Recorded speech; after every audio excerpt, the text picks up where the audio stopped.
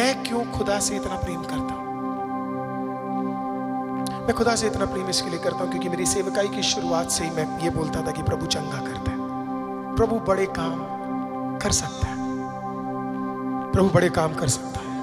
वो इधर दुख अलाउ करेगा पर यहां चमत्कार होगा, क्योंकि जिस खुदा की मैं सेवा करता हूं उसके लिए मैं यहां दुआ करता हूं, वो वहां सुनता है और मुझे पता कहीं और वो रास्ते खोलता है। 2021 कोरोना का टाइम, सेकंड कोविड, भयंकर। दिल्ली में ऑक्सीजन सिलेंडर्स प्रोवाइड करने के लिए लोग मेरी मिसेस को और मुझे कॉल करते थे और बोलते थे कि हमें एक ऑक्सीजन सिलेंडर दे दो, क्योंकि आए दिन लोग मर रहे थे। एक एम्बुलेंस में 4 बॉडीज लेकर जाते थे। मैं एक मीटिंग के बाद हरियाणा से जब एक ड्राइव करके मैं आ रहा था, हरियाणा बॉर्डर से, मुझे एक कॉल एक बहन का आया और उस बहन ने इस प्रकार से बोला, पास्टर मेरा बच्चा 12.5 साल का वो बात नहीं कर रहा, उसके मुंह से खून आ रहा है। उसको प्रभु में आए सिर्फ 6 महीने हुए थे। मैंने उसे बोला कि तू घबरा मत, मैं आ रहा हूँ, मैं आ रहा हूँ। और मैं सीधा गाड़ी लेके गया। मैंने एक वाइट शर्ट ब्लैक पैंट पहनी थी। मैं सीधा गया और मैं जाकर अपने पिता के पास गया। मैंने अपने पिता को बोला, वो बच्चा कलावती हॉस्पिटल न्यू दिल्ली में एडमिट करा गया है उसको, और आपको जल्दी जाना है। कोविड था, हमने मास्क लगाया। मैं अपने फादर के साथ वहाँ पे गया। तकरीबन सुबह के 10-11 बज रहे थे। मैं जैसे ही गया तो कलावती हॉस्पिटल बच्चों का दिल्ली का सबसे बड़ा हॉस्पिटल है ना। वहाँ पे जब मैं अंदर गया तो कोविड के कारण वो बच्चा जमीन पे पड़ा हुआ है। एक स्ट्रेचर नहीं है, एक बेड नहीं है, कुछ नहीं है, वो लेटा है और उसको बार बार फिट्स आ रहे हैं। राइट रोश, उसको बार बार फिट्स आ रहे हैं और फिट से उसके मुंह से ब्लड निकलता जा रहा है। मैं यहाँ दौड़ रहा हूँ, मैं वहाँ दौड़ रहा हूँ, मैंने हाथ लगाया, मैंने दुआ किया, मैंने सब किया, लेकिन ब्लड प्यूकिंग रुक नहीं रहा है। तकरीबन शाम को 7 बजे फाइनली जब एक पेशेंट का डेथ हो गया आईसीयू के अंदर, NICU में, जब एक बच्चे का जब डेथ हो गया तो एक वेंटिलेटर रूम खाली मिला। तो इस बच्चे को उठाया गया। पहली बार मेरी जिंदगी में मैंने अपने हाथों से किसी को इंक्यूबेट किया, क्योंकि नर्स नहीं थे उसके अंदर, क्योंकि सब एक के साथ थे। तो जो डॉक्टर थे उन्होंने मुझे अंदर बुलाया और बोला मेरी मदद करो, क्योंकि जितनी बार उसे इंक्यूबेट कर रहे थे सांस लेने के लिए, उतनी बार वो तड़प रहा था और ब्लड प्यूक कर रहा था। तो मेरा काम था पैर पकड़ना, कभी काम था हाथ पकड़ना, और जितना वो प्यूक कर रहा था उतना ब्लड मेरे ऊपर गिर रहा था। तकरीबन 10:30 बजे फाइनली उस बच्चे का इंक्यूबेशन हुआ। Can we show the first picture my dear and keep this, इसी को रखना। उस बच्चे का इंक्यूबेशन हुआ। Now you can change it, show me please. Incubation हुआ।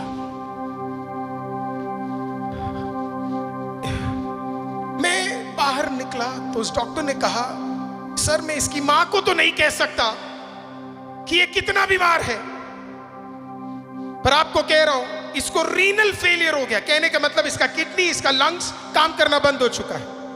इसके ऑक्सीजन लेवल इतने डाउन है कि वेंटिलेटर से हटाते ही ये बच्चा मर जाएगा। इसको हम सस्पेक्ट कर रहे कि इसको निमोनिया, ट्यूबरकुलोसिस हो गया है। इस बच्चे का बचना असंभव है, पर आप बताइएगा उन्हें। फिर उस डॉक्टर ने कहा, लेकिन मैंने सुना है आप एक चर्च के प्रीस्ट हो। मैंने कहा यस। तो उन्होंने कहा, फादर मैंने सुना है कि आपके लोग जब दुआ करते हैं तो चमत्कार होते हैं, तो आप दुआ कीजिए। एक अन्य जाति डॉक्टर एक मसीह पास्टर को कह रहा है कि मैंने सुना है कि जब तुम्हारे लोग दुआ करते हैं तो चमत्कार होता है। मैंने कहा यस सर, चमत्कार होता है। रात को गया, सैटरडे था, संडे नेक्स्ट डे आराधना किया, वापस गया। NICU में, प्रॉपर NICU में शिफ्ट, अभी भी वेंटिलेटर पे, फिर वेंटिलेटर पे, मंडे वेंटिलेटर पे, ट्यूसडे वेंटिलेटर पे, थर्सडे वेंटिलेटर पे। थर्सडे नाइट को, वेडनेसडे, थर्सडे नाइट को मैं, मेरी मिसेस, हमारी संडे स्कूल टीचर और मेरी मदर, हम उसे विजिट करने के लिए गए। मैं usually white shirt black pant पहनता था। इतनी बार 6 दिन आता जाता रहा, सबको लगा कि मैं डॉक्टर ही हूं। तो जब मैं गुस्सा, सबने कहा डॉक्टर साहब कैसे हो? मैंने कहा बढ़िया। ऐसे हम भी किसी स्वर्ग के हॉस्पिटल में ही काम करते, हमारा वाला तो सर्जनों का सर्जन है, तो हम भी क्यों? मैं गया, मैं उस बच्चे के सामने बैठा और मैंने उसके लिए दुआ किया। Same condition, no change, renal failure, temperature अभी भी शूट अप है 103, 104, 105, 105 से नीचे नहीं हो रहा है, it is all the same.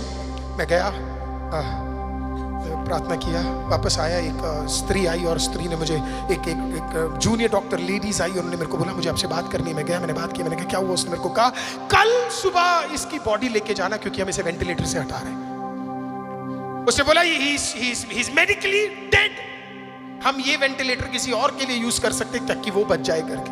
मैंने अपनी जिंदगी में कभी हाथ नहीं जोड़ा, पर उस दिन जोड़ा। एक 12.5 साल के बच्चे के लिए मैंने अपना हाथ जोड़ा और मैंने कहा डॉक्टर पैसा चाहिए तो पैसा देंगे, कितना भी वेंटिलेटर के लिए चाहिए तो देंगे। उन्होंने कहा नहीं सर, बात पैसे की नहीं है, बात यह कि बच्चा खत्म हो गया है, आप इसे जैसे वेंटिलेटर से हटा देंगे ये डेड हो जाएगा, हम नहीं कर सकते, आप इसे कहीं और ले जाइए। आप कल सुबह 5 बजे आकर इस डेड बॉडी को यहाँ से ले जाइए, बॉडी को ले जाने का इंतजाम आप कीजिए। मेरी जिंदगी में इतना दर्दनाक वॉक मैंने कभी नहीं किया। मैं वापस आया, जूते पहने, मैं उसकी मदर के पास गया। उसकी मदर ने पूछा कैसे? मैंने कहा सब ठीक है। मैं उसकी बहन वहाँ पे खड़ी थी, मैं उसकी बहन के पास गया, मैंने उसे बोला मुझे तुझे कुछ बताना है लेकिन तू इस बच्चे की माँ को नहीं बताएगी। उसने कहा नहीं, कल सुबह 5 बजे डॉक्टर्स ने बॉडी रिसीव करने के लिए बोला है। वो फूट फूट के रोने लगी, मेरी वाइफ रोने लगी, मेरी मदर रोने लगी, मेरी संडे स्कूल टीचर रोने, सब रो रहे। How is this possible? गाड़ी ली, हम वापस गए। मेरी सेवकाई का पहला झटका, 12.5 साल के एक बच्चे को मुझे दफनाना है। मुझे समझ नहीं आ रहा, मैं जो प्रचार करता था उसका विरुद्ध कैसे हो गया, मेरा परमेश्वर मुझे छोड़ कैसे दिया। मैं गया, घर गया, मैं अपने फादर साहब के पास बोला, मैंने बोला we have to get ready, सारे फ्यूनरल की सर्विसेज करनी है। मेरे फादर साहब ने मुझे देख के बोला अरुल ये सब सेवकाई का भाग है, हिम्मत रख बेटा। मैं गया, बेड के सामने एक मैट था, मैं गया, 2 मिनट घुटना टेका, मैंने कहा खुदा मुझसे नहीं हो पा रहा। बेड पे लेट गया, सो गया, सो गया, थका हुआ था, सो गया। बहुत बार तो मैं नहीं कहता खुदा मुझसे बहुत बात करता है, पर मैं ये वाला तो कभी नहीं भूल सकता।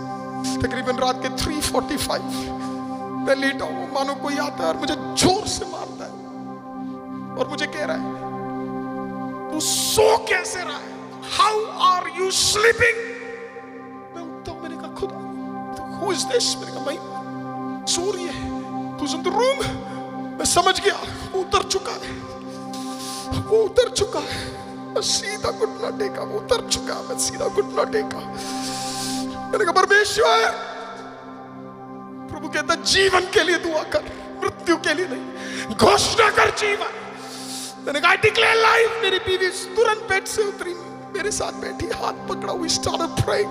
उस रूम में इतनी महिमा उतर गई जितनी शायद आज झारखंड में ना उतरी हो। इतनी महिमा उस कमरे के अंदर, मानो जैसे मेरे जुबान से कोई आत्मा से बुलवा रहा है। और जितनों को दिक्कत है अन्य भाषा से, तुम्हें दिक्कत रहे क्योंकि तुम्हें उसकी ताकत नहीं पता। हालेलुया, जो एक बार उसे चख ले उसे पता है अन्य भाषा की ताकत क्या। We prayed in tongues। 4:40 phone उठाया, हमने उसकी मदर को कॉल किया। उसने कहा क्या हुआ पास्टर? मैंने कहा नहीं, बच्चा कैसा है? उसने बोला बच्चा बच्चा बच्चा बच्चा वैसे ही लेटा हुआ है। मैंने कहा हाथ रख, दुआ करेंगे। उसने कहा अभी क्यों पास्टर, आप हाथ तो जाएंगे तब कर लेंगे। नहीं, मैंने कहा अभी क्या हाथ? उसने हाथ रखा, साथ में दुआ किया, फोन रख दिया। मेरी वाइफ ने कहा मैं चाय बनाती हूँ, अब तो उठ ही गए। चाय बनाया, 5 बज गए सर, 5:05 हो गए, डेड बॉडी की आवाज नहीं आई। हमें 5:10 हो गए, कुछ कोई नहीं, 5:15 हो गए, कुछ 5:20 फोन फिर रैंक के। मैंने उठाया, मैंने बोला हेलो। वो रो रही थी, पास्टर इतने सारे लोगों ने, कोई उसका पैर पकड़ रहा है, कोई उसका हाथ पकड़ रहा है, वो फड़फड़ा रहा है, क्या हो रहा है मुझे नहीं पता। एक बारी को मेरा हृदय डरने लग गया। प्रभु ने कहा डर मत। मैंने कहा नर्स को दे। उसने नर्स को दिया। मैंने कहा नर्स व्हाट हैपेंड? मैं प्रीस्ट बोल रहा हूँ, उस बच्चे का क्या क्या हुआ, क्या हुआ? वो उसको कुछ गड़बड़ हो गया क्या? उसने बोला नहीं सर गड़बड़ नहीं हुआ, पहली बार उसका टेम्परेचर 105 से 98 हो गया है। मेडिसिन इंक्यूबेट किया जा रहा है, उसका बॉडी बदल रहा है। Something is happening upon this child। हमें भी नहीं समझ आ रहा कि इस बच्चे के साथ क्या हो रहा है। मैंने कहा तो मैं क्या करूं, मैं कुछ लेकर आऊं? उसने बोला कुछ नहीं लेना, बस आप आ जाओ। वही कपड़ा पहना, वही चीज पहना, ये निकाला, गाड़ी निकाला करोल बाग की और हॉस्पिटल की तरफ। आमेन। जब वहां पहुंचा अगले 1 घंटे बाद, जब मैं उससे मिलने गया, show the second one my dear, amen, जब दूसरी बार उससे मिलने गया, वेंटिलेटर गायब हो गया, हाथ के सुइयां गायब हो गई, NICU का बेड खाली हो गया।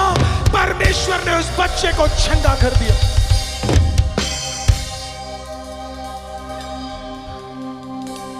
तू संग रहता है, तू आगे चलता है, तू संग रहता है, तू आगे चलता है। अपने हाथों को